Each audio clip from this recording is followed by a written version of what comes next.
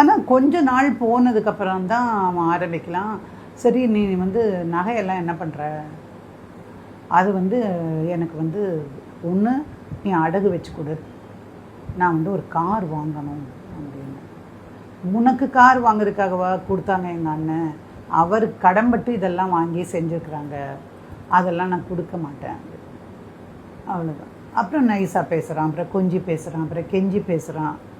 அப்புறம் கடைசியில் மரியாதையே கொடுக்குறியா இல்லையா அப்படின்னு போட்டு சாத்துறான். ஸோ அடி வந்து தாங்க முடியறதில்ல.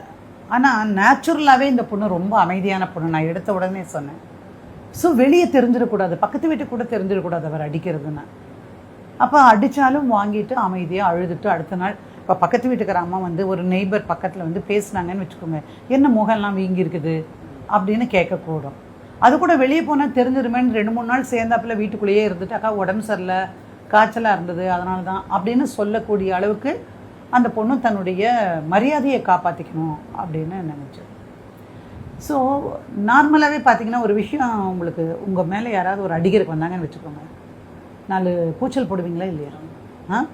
இல்லை அவன் பார் அடிக்க வரான் அப்படின்னு வெளியாவது ஓடுவீங்களா? ஆமாம், தெரிச்சு ஓடிடுவோம் மேம். தெரிச்சு ஓடுறதுக்கு முன்னாடி இது என்னென்னா ஒரு பாதுகாப்பு ஏற்பாடு உங்களுக்கு. அதுனா இப்போ இதுவே பெண்களாக இருந்தால் அப்படி பண்ணினா உடனே என்ன பண்ணுவாங்க, அக்கம் பக்கத்தில் இருக்கிறவங்க எல்லாம் வந்து காப்பாற்றுவாங்க, அது மாதிரி.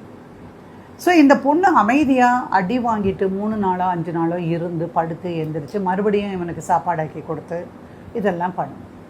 ஸோ ஒரு ஸ்டேஜ் வரும்போது அவள் நினைக்கிறா, என்னால் இந்த அடி வாங்க முடியாது அப்படின்னு சொல்லிட்டு விட்டுடுறான்.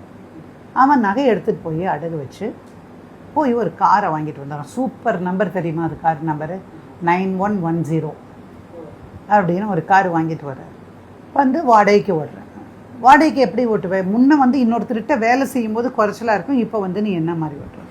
சதர்லேண்ட் கம்பெனின்னு ஒரு எம்என்சி கம்பெனி, அதுக்கு நான் வண்டி எனக்கு ரெகுலராக போகுது, அதனால் நான் அங்கே ஓட்டுறேன், நம்ம நல்லா இருப்போம். சரி தொலை, இது நகை போனாலும் பரவாயில்ல, அவர் கொஞ்சம் நிம்மதியாக மனசு தெளிஞ்சிருக்காருன்னு நல்லா இருப்போம் அப்படின்னு நினைக்கிறாங்க. அந்த பீரியட் வந்து அவங்களுக்கு கொஞ்சம் சந்தோஷத்தை கொடுத்ததுனால அவள் ஷி பிகேம் ப்ரெக்னென்ட். இப்போ ப்ரெக்னென்ட் ஆனதுக்கப்புறம் இனி என்ன பண்ணணும், வர்ற வருமானத்தில் ஒரு கைப்பிடி அரிசியாவது எடுத்து வைப்பாங்க, சேர்க்கிறதுங்கிறதுக்கு. அந்த மாதிரி தான் அந்த காலத்துல எல்லாம் பெரியவங்க பேசுவாங்க. ஸோ நீங்கள் இவ்வளவு சம்பாதிக்கிறீங்கன்னு மாதம் இவ்வளவுன்னு தெரியணும்ல, அப்போ தானே நம்ம நகையை திருப்பி எடுக்க முடியும். முதல்ல ஒன்று நகையை திருப்பணும். நான் எங்கள் அம்மாட்ட சொல்லலை, எங்கள் அண்ணன் தம்பிக்கு தெரிஞ்சாங்கன்னா உள்ளே பூந்து அடிச்சிருவாங்க, நான் நிஜமாகவே சொல்கிறேன்.